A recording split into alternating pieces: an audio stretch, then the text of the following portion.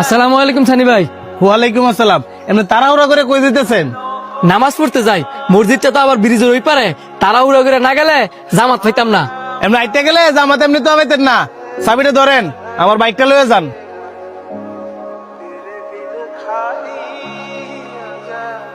দেন।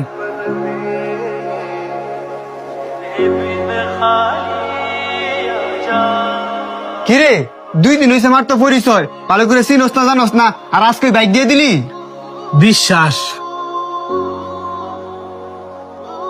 বিশ্বাস না, যখন বাইকটা লিয়ে আইতো না তখন বিশ্বাস বাইরে। ব্যাপার কি? নামাজ তো কোন সময় শেষ, ওহনো বাইকটা লয়ে আয় নাকি রে? অন্তর একটু সামনে গিয়ে দেখছে লোকটা আমার বাইকটা লয়ে আয় নাকি। কাজ করতাছি রে, আমি পারতাম না।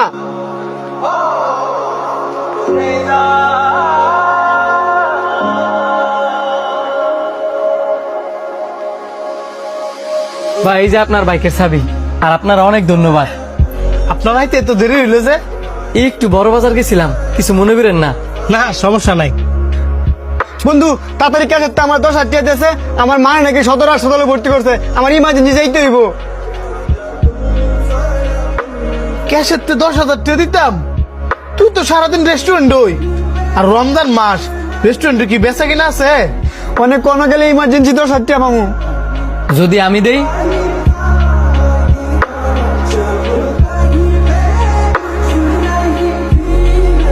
আপনি দিবেন, আমারে চিনেন না, জানেন না। বিশ্বাস।